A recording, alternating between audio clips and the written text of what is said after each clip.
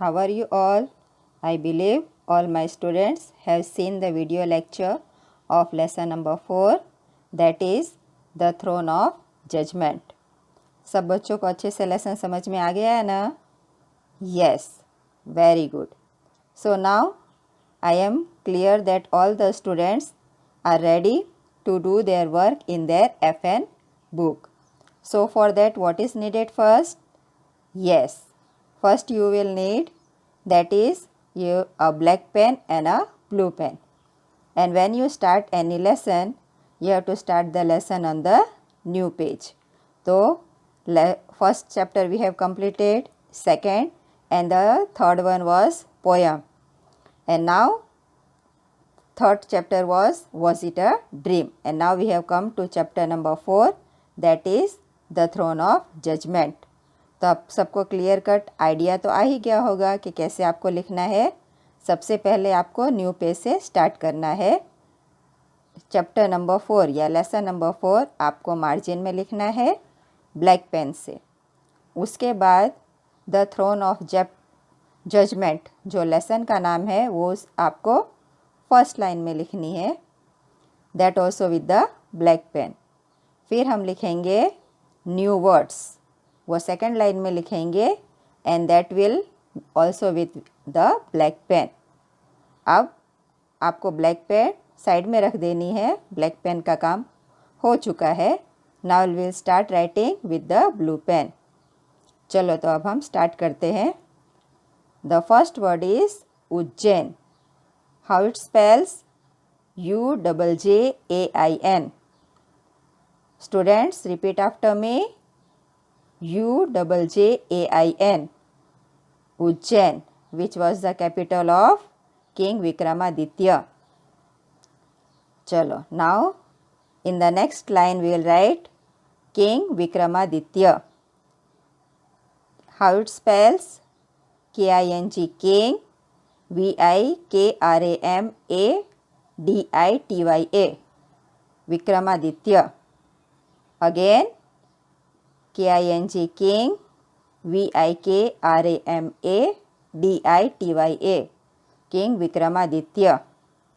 सभी बच्चों को रिपीट करना है मेरे साथ. Third one, perfectly. PERFECTLY, perfectly.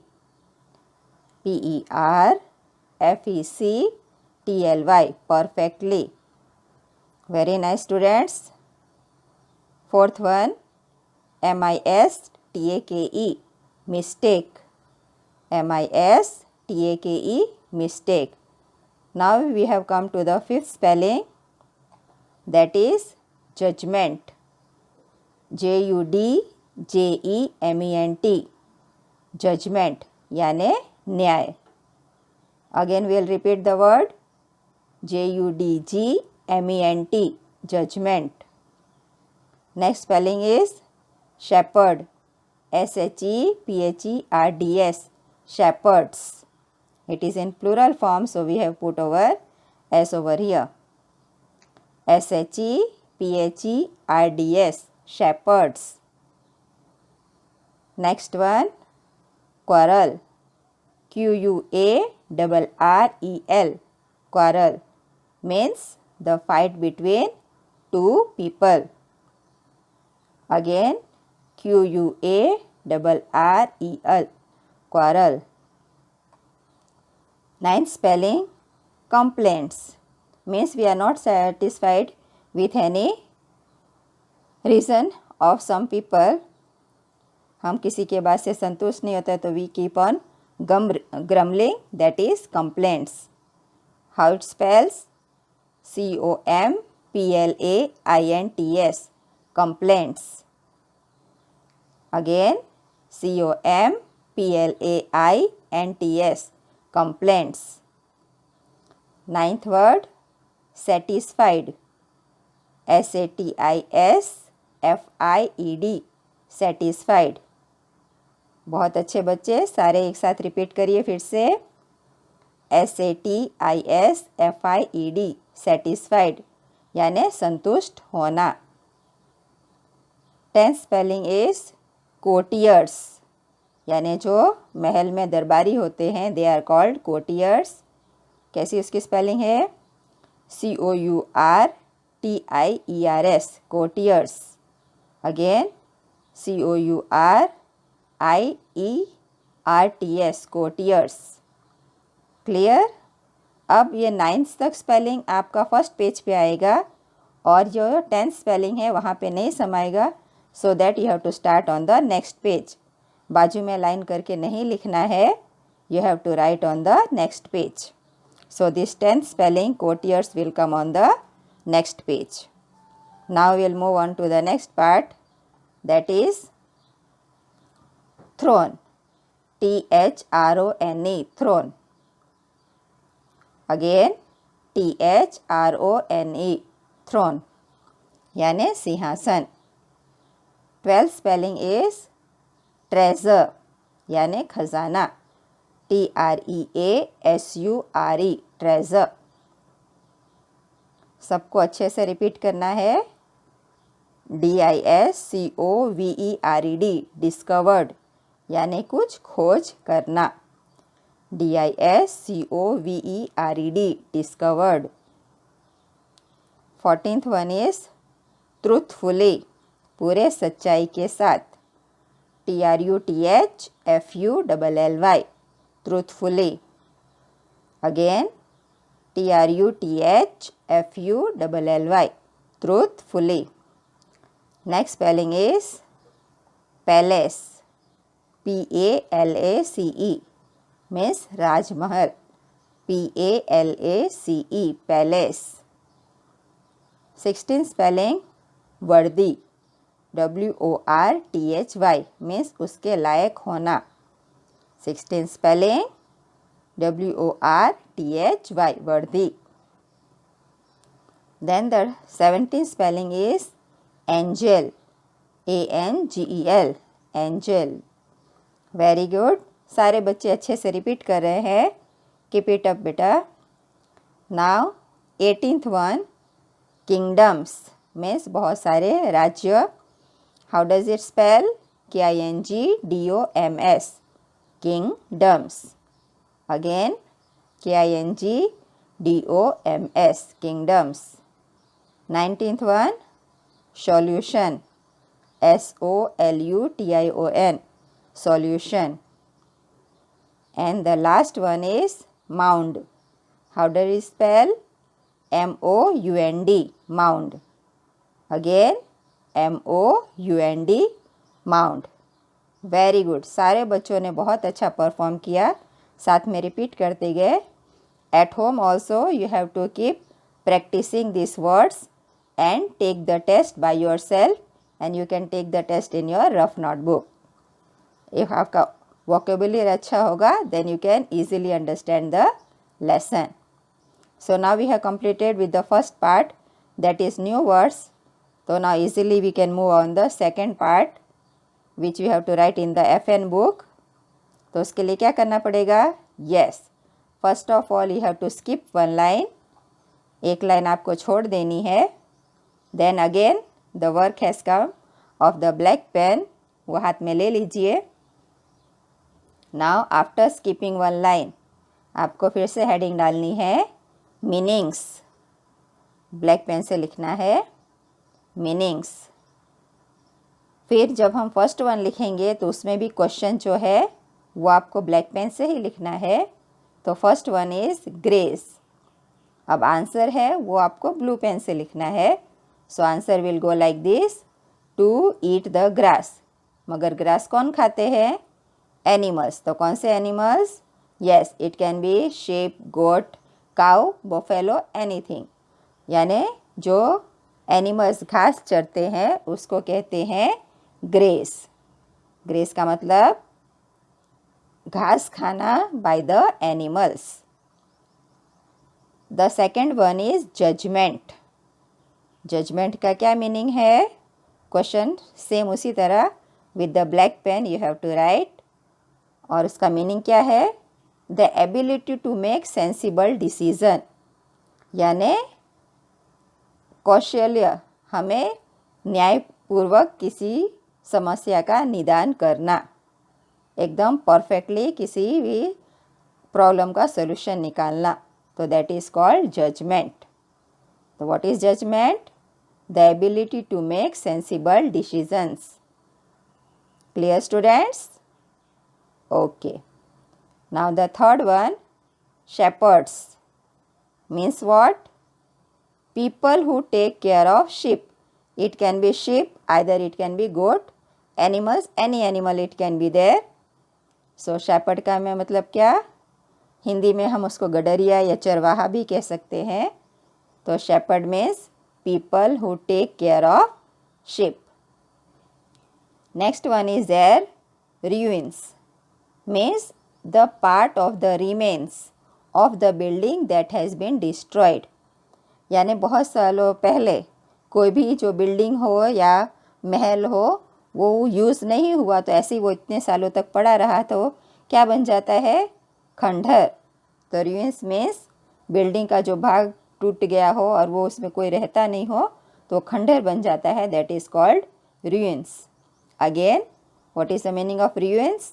The part of the remains of the building that has been destroyed. Fifth one, mound. Mound का मतलब क्या? हम इजी वर्ड में कह सकते हैं टीला. मतलब क्या? A large pile of earth. ज़मीन के ऊपर बहुत सारी एक के ऊपर एक मिट्टी जमी होती है, उसे कहते हैं mound. तो what is the meaning of mound? A large pile of earth. एक के ऊपर एक थोड़ा मिट्टी जम जाना, तो that is called mound. Next one is there solution. मतलब कोई भी समस्या का निदान निकालना, an answer to a problem. What is the meaning of solution? An answer to a problem. Seventh one is worthy means deserving, उसके लायक होना. तो worthy means deserving. Clear students? सारे मीनिंग्स आपको समझ में आ गए 1 to 7? यस. तो चलो, now we are ready to move on to the next part, that is make sentences of your own. और इसमें आपको पता है कि ये जो सेम सेंटेंस दिए हैं वो आपको सेम कॉपी नहीं करने हैं. You can make your own sentence. आपको अपने खुद के सेंटेंस बनाने हैं, मगर उसमें क्या याद रखना है कि उसका मीनिंग करेक्ट होना चाहिए और वो ग्रामेटिकली करेक्ट होना चाहिए. यहाँ पे एग्जाम्पल के लिए दिए हैं, you can write different sentence also.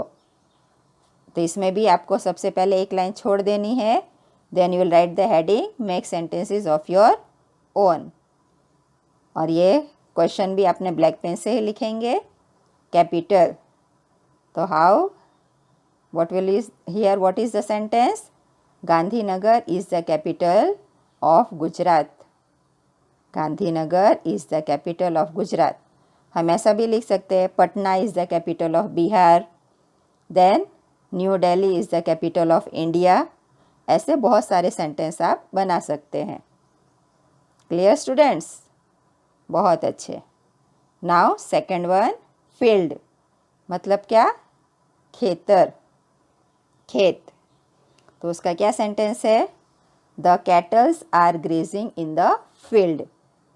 What is the sentence? The cattles are grazing in the field. हम दूसरा सेंटेंस ऐसे भी लिख सकते हैं, the field is covered with the fence. The field is covered with the fence, ताकि कोई भी एनिमल आके क्रॉप्स डिस्ट्रॉय नहीं कर सके. So that sentence also we can write, the field is covered with the fence. Third sentence, quarrel.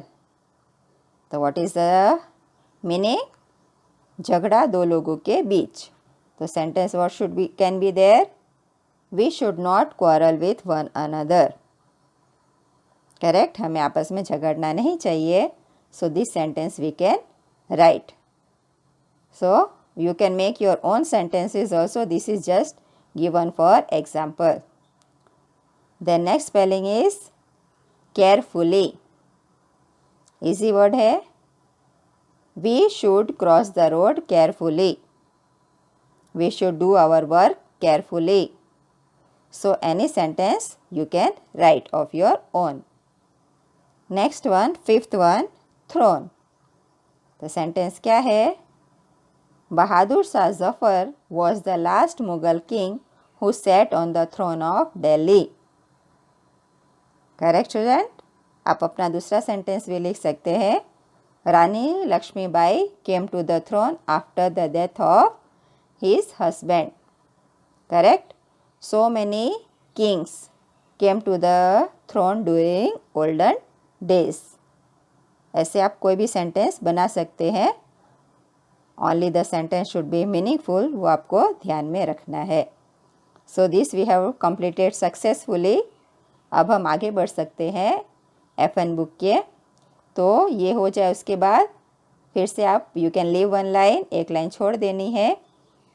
And next heading हम लिखेंगे that is answer in short. Black pen से लिखना है. वो आपको अब तक आइडिया आ ही गया होगा. यस. फिर हम लिखेंगे question number 1. Why was the city of Ujjain famous? अरे वाह, मेरे सारे बच्चे इतने क्लेवर है. All are ready to give the answer. Yes, give the answer. Excellent. Wow, very nice. The correct answer, all have given the correct answer. The city of Ujjain was famous because it was the capital city of King Vikramaditya. सभी ने बहुत अच्छा perform किया है. ऐसे ही ध्यान से video देखते रहिए so you can understand the lesson perfectly. तो क्या आंसर है? The city of Ujjain was famous because it was the capital city of king Vikramaditya. और किंग विक्रमादित्य का कैपिटल था इसलिए उज्जैन फेमस था. और किंग विक्रमादित्य की क्या स्पेशलिटी थी? Yes, every time he gave only the correct judgment. He never made a mistake in judging the people and he was very brave and strong also. इसकी वजह से वो उज्जैन ज़्यादा फेमस था. फेमस मीन्स वेल नोन, और इन Hindi we can say प्रख्यात also. Now the second one, what special skill did the ruler have? Ruler का मतलब राजा. और किस राजा के बारे में हो रही है? किंग विक्रमादित्य के बारे में बात हो रही है. तो द आंसर क्या आएगा? Very good. हाँ, yes, this is the right answer. King Vikramaditya was known for his skill in judging the people perfectly. वो अपने कौशल्य के बारे में कि वो लोगों को अच्छी तरह समझ पाते थे, अच्छी तरह न्याय दे पाते थे. Yes, he never made a mistake in judgment और पनिश द रॉन्ग पर्सन. उन्होंने कभी भी गलत न्याय नहीं दिया और हमेशा जो गिल्टी होते थे उसे ही पनिशमेंट दिया करते थे. Yes, this was the speciality about king Vikramaditya. Again will see, king Vikramaditya was known for his skill in judging people perfectly. He never made a mistake in judgment or punished the wrong person. Very good. बहुत अच्छे बच्चे.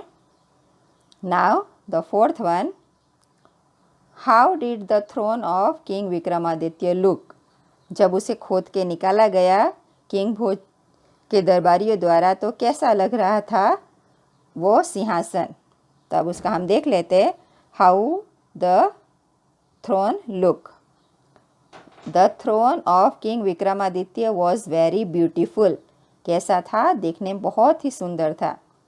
It was made of marble. संगमरमर से बना हुआ था. 32 stone angels with their wings spread. यहाँ पे S मिस्टेक से प्रिंट नहीं हुआ था, आपको यहाँ लिखना है S. Spread out carried the throne on their shoulders. Again, the throne of King Vikramaditya was very beautiful. It was made of marble. 32 stone angels with their wings spread. ये spread की spelling है. आगे mistake से S print नहीं हुआ है तो आपको आप S लिख देना है. Spread out carried the throne on their shoulders. This is the answer. Now the fifth one. Why was King Bhoj unable to sit on the throne of judgment in the end? अंत में राजा भोज king Vikramaditya के सिंहासन पर क्यों नहीं बैठ पाए? है ना अच्छा question? Yes, very nice question is there. और मेरे 50% बच्चे are ready with their answers. Yes, तो चलिए बताइए what is the answer. Perfect, एकदम करेक्ट आंसर है. King Bhoj could not sit on the throne in the end. ये आपको क्वेश्चन में से लिखना है. Because his heart was not as pure as that of the shepherd boy. कि उसका दिल जो शेपर्ड बॉय था उसकी तरह शुद्ध नहीं था. Therefore he was not worthy of the throne. इसलिए वो सिंहासन के लायक नहीं था. तो सिंहासन के लायक न बनने के लिए क्या ज़रूरत थी? यस, दिल की शुद्धता, पवित्रता. तो दैट वॉज मोर इम्पॉर्टेंट. भले वो शेपर्ड बॉय गरीब था और किंग भोज बहुत राजा थे, बहुत अच्छे थे. He was the main person in the king. मगर फिर भी वो किंग विक्रमादित्य के सिंहासन पर बैठने के लायक नहीं थे क्योंकि उनका दिल उनका इतना पवित्र नहीं था. तो लाइफ में सबसे इम्पोर्टेंट क्या चीज़ है? Yes, the purity of our heart. हमारा दिल हमेशा शुद्ध होना चाहिए. उसमें ईर्ष्या, द्वेष, उसकी कोई जगह नहीं होनी चाहिए. तो how does the answer go? King Bhoj could not sit on the throne in the end because his heart was not as pure as that of the shepherd boy, and therefore he was not worthy of the throne. Now the last answer. What did they find? यानी ये किसके बारे में बात हो रही है? Workman. Workman जो किंग विक्रमादित्य का सिंहासन खोजने गए थे उनके बारे में बात हो रही है. तो when they dug up the mound they found the marble throne. तो जब उन्होंने खोदाई की तो उसमें से क्या निकला? They found the marble throne. और वो मार्बल थ्रोन किसका था? किंग विक्रमादित्य का. Very nice students. Again, what did they find? और जब भी क्वेश्चन में डिड होता है तो जो वर्ब होता है it will take the past tense form. When they dug up the mound, they found. Find का क्या बन गया? Found. They found the marble throne. हो गया? Yes. तो अब हम इजीली आगे बढ़ सकते हैं with answer in long. उसके लिए सबसे पहले आपको क्या करना है? Yes, एक लाइन स्किप कर देनी है. And again you have to take black pen in your hand. एक लाइन छोड़ने के बाद और whenever you are writing, क्या चीज़ ध्यान में रखनी है? You are writing in the 4 line book. तो 4 लाइन में जैसे लाइन को 4 लाइन को टच करके लिखना है. स्मॉल लेटर है ACE, वो सब ब्लू लाइन में होना चाहिए. और जो बिगर अल्फ़ाबेट्स है जैसे L है, H है, D है, B है, H है, वो रेड लाइन से ब्लू लाइन 3 लाइन को टच होनी चाहिए. और अल्फ़ाबेट F है वो 4 लाइन्स में आएगी. सो आपको लाइन टच करके परफेक्टली लिखना है. और उसके बाद एक वर्ड हो जाए तो बीच में थोड़ा स्पेस छोड़ना है. And then you will write the second word. आप तो अच्छे बच्चे, आपको आइडिया ही है. फिर भी whenever you are writing in the FN book ये सब बातों का खास ख्याल रखना है. So first you write the heading with the black pen, answer in long. फिर इसे ब्लैक पेन से ही हम लिखेंगे. Question number 1. What happened on the day the shepherd boy sat on the mount. जिस दिन शेपर्ड बॉय वो टीले पे बैठा था उस दिन क्या हुआ? मीन्स क्या परिवर्तन हुआ, क्या चेंजेस आए? So yes, very good. 1 by 1 all the students are giving the correct answer. Yes, very good. The answer is correct. The answer is like this. The day the shepherd boy sat on the mound, 2 of his friends were fighting with each other. जिस दिन वो shepherd boy टीले पे बैठा। उस दिन उसने क्या देखा कि उसके दो फ्रेंड्स वो आपस में झगड़ रहे थे। तो उसने उसके बाद क्या किया, he asked them not to fight. उसने उसको सलाह दी कि आप झगड़ो मत, but to tell him about their quarrel. उनकी समस्या क्या है वो उस लड़के ने, शेपर्ड बॉय ने, दोनों से पूछा। He listen to their complaints, और उसके बीच में क्या समस्या थी वो उसने उनके बारे में जानने की कोशिश की। एंड सॉल्व देयर प्रॉब्लम, और फिर इजीली उनका जो प्रॉब्लम था उसका सॉल्यूशन निकाल दिया। Again, the day the shepherd boy sat on the mound, two of his friends were fighting with each other. He asked them not to fight, but to tell him about their problem. He listened to their complaints and solved their problem. Done students? Very good. चलो हम अब easily आप second पे move on कर सकते हैं। Again question with the black pen. Why did King Bhoj send his men to dig up the mound? राजा भोज ने अपने मजदूरों को वो टीला खोदने के लिए क्यों भेजा? अरे वाह, all the students are very eager to give the answer. तो चलिए आंसर दीजिए। यस, करेक्ट, वेरी गुड, बहुत अच्छे। Yes, the answer, I have got the correct answer. King Bhoj heard about the shepherd boy and how he could solve the problems perfectly by sitting on a mound. King Bhoj thought that King Vikramaditya's throne of judgment must be buried under the mound. This is why he sent his men to dig up the mound. तो king भोज वो एक राजा थे, तो उन्होंने इतिहास पढ़ा हुआ था, तो उनको पूरी जानकारी थी कि जिस उज्जैन पे वो राज्य कर रहे इस समय, वो पहले किसका हुआ करता था?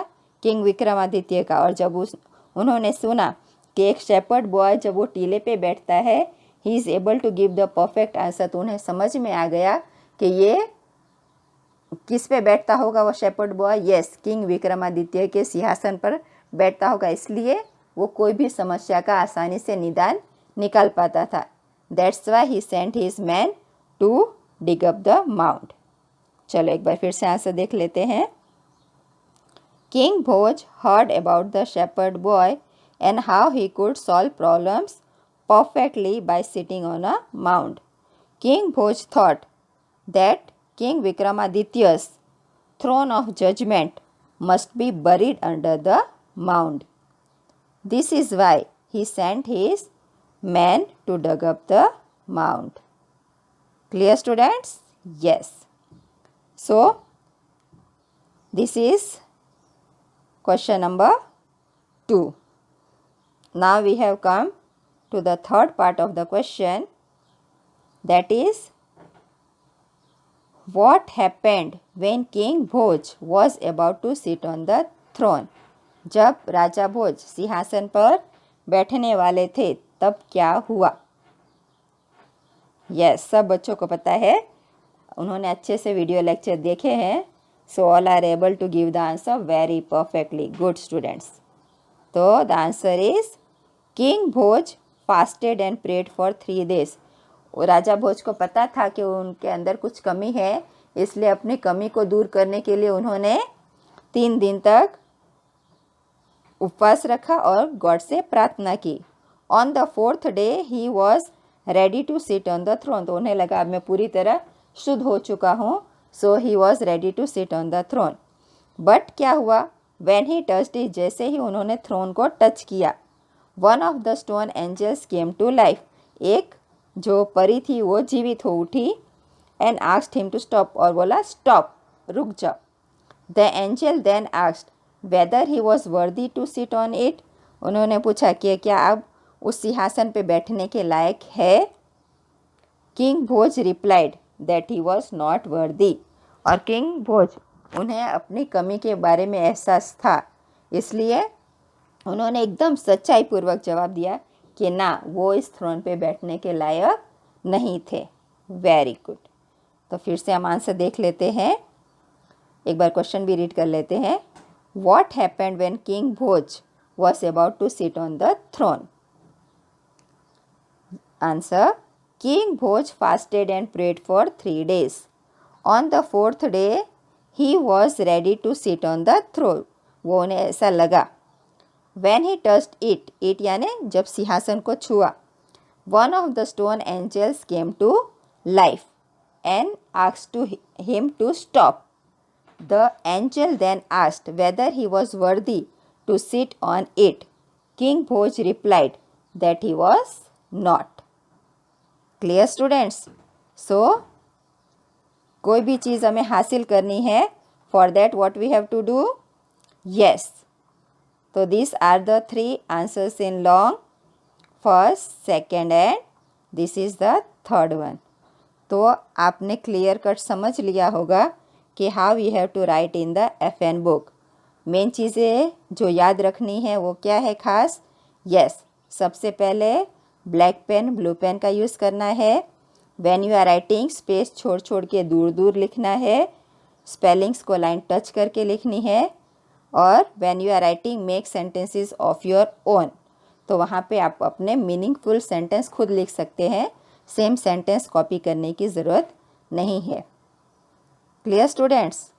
और मेन चीज़ है कि हैंड राइटिंग का खास ख्याल रखना है. You have to write in very good and nice hand writing. Like this all my students are very clever and genius. कहने की तो ज़रूरत नहीं है, बट स्टिल जब आप लिखे FN बुक में तो ये सब बातों का खास ख्याल रखना है. Clear students? Okay, thank you for watching the video.